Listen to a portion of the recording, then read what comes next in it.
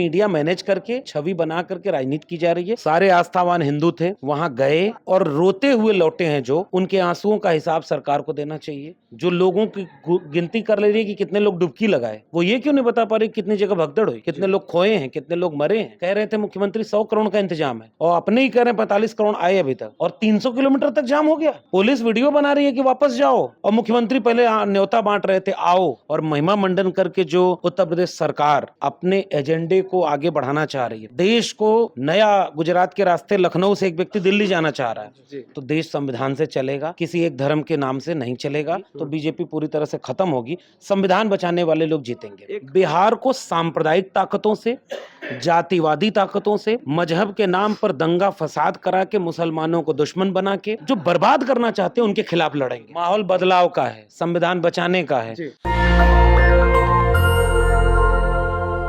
National Dastak में स्वागत है और मैं हूं आपके साथ अमन। इस वक्त हमारे साथ बात करने के लिए डॉक्टर लक्ष्मण है और पटना पहुंचे हैं। बिहार बदलो विमर्श कार्यक्रम हो रहा है और इसकी आगाज़ आज पटना से हुई है। सबसे पहले बिहार बदलो विमर्श कार्यक्रम क्यों रखा गया? आज बिहार की राजधानी पटना में बिहार के तमाम सामाजिक संगठन, राजनीतिक संगठनों ने मिल करके एक नागरिक सम्मेलन किया है। जी। नागरिक सम्मेलन उन सवालों पर जिससे बिहार का वास्ता है, जो बुनियादी सवाल है बिहार को बचाने के लिए। बिहार बदलो नाम इसका इसलिए दिया गया क्योंकि बिहार को कुछ लोग वापस उस तरफ ले जाना चाहते हैं जिससे बिहार फिर से एक ऐसा राज्य बन जाए जो जाति के नाम पर, धर्म के नाम पर, आर्थिक आधार पर थोड़े से मुट्ठी भर लोगों के हाथ में ताकत दे दे और बाकी लोगों को गुलाम बना दे। ये उन बाकी तमाम लोग जिनकी पीढ़ियां गुलाम थी, बड़ी संघर्षों से, कुर्बानी से लड़ करके आज़ादी हासिल की, उसको बचाने के लिए ये सब बिहार बदलना चाहते हैं। और वो सारे संगठन मिल करके पूरे बिहार में, गांव-गांव में गरीब, कमज़ोर, मजलूम, दलित, पिछड़े, किसान, मजदूर, सबको एकजुट करके बिहार को सांप्रदायिक ताकतों से, जातिवादी ताकतों से, मजहब के नाम पर दंगा फसाद करा के, मुसलमानों को दुश्मन बना के, चंद पूंजीपतियों के हाथों पूरा देश बेच करके जो बर्बाद करना चाहते हैं उनके खिलाफ लड़ेंगे। आज के कार्यक्रम में इसका नागरिक समाज के तौर पर एक एजेंडा तैयार हुआ है, और जो केवल चुनाव के लिए नहीं, चुनाव तो लड़ेगा लेकिन लंबे वक्त पूरे देश को बचाने की जिम्मेदारी बिहार बदलो बिहार संवाद लेगा। मैं दो सवाल करूंगा। पहले करता हूं, कुछ दिन पहले लोकसभा की सत्र चल रही थी। देश के गृह मंत्री अमित शाह ने एक बयान दिया कि अक्सर लोग अंबेडकर कहते रहते हैं, अंबेडकर अब एक फैशन हो गया है। इसको आप कैसे देखते हैं? इसका पूरे देश के अंबेडकर के मानने वालों ने विरोध किया जी। और कहा कि बाबा साहब हमारे लिए फैशन नहीं, पैशन है जी। सम्मान है, उनका नाम बार बार हम लेते रहेंगे। इससे जिसको दर्द है उसको मोक्ष मिला क्या? अमित शाह को मोक्ष मिला क्या?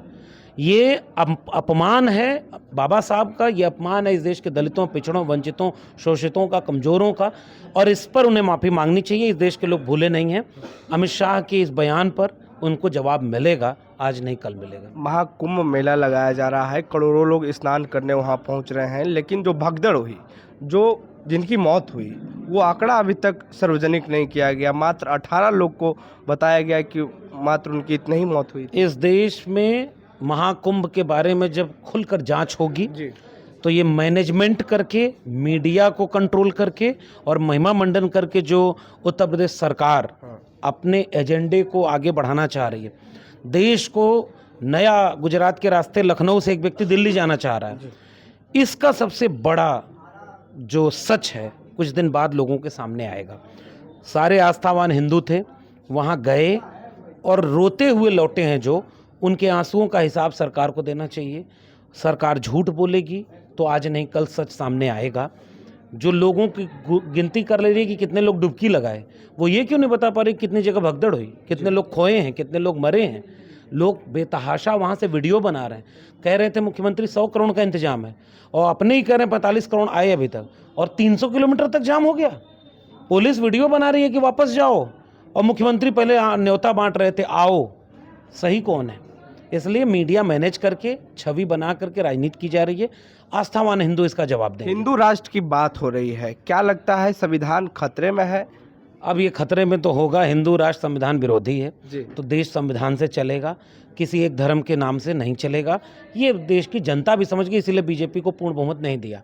अगर बीजेपी इस चीज़ को नहीं समझेगी तो बीजेपी पूरी तरह से ख़त्म होगी, संविधान बचाने वाले लोग जीतेंगे। एक अंतिम सवाल लेते हैं। आप प्रोफेसर रख चुके हैं और आप एक डायरी भी लिखे हैं। देश में अभी माहौल क्या चल रहा है, क्योंकि तरह तरह की बात इस देश में निकल रहा है।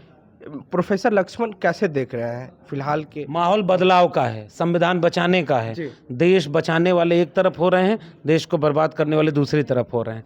देश अंगड़ाई ले रहा है और एक अच्छा देश बनेगा, संतों गुरुओं महापुरुषों के विचारों का देश बनेगा, समानता न्याय का देश बनेगा, मानवता का देश बनेगा। उसका एक करवट वाला दौर चल रहा है। बहुत जल्दी कुछ ठोस और अच्छा होगा, हम इसी उम्मीद पे संघर्ष कर रहे हैं। शुक्रिया। शुक्रिया।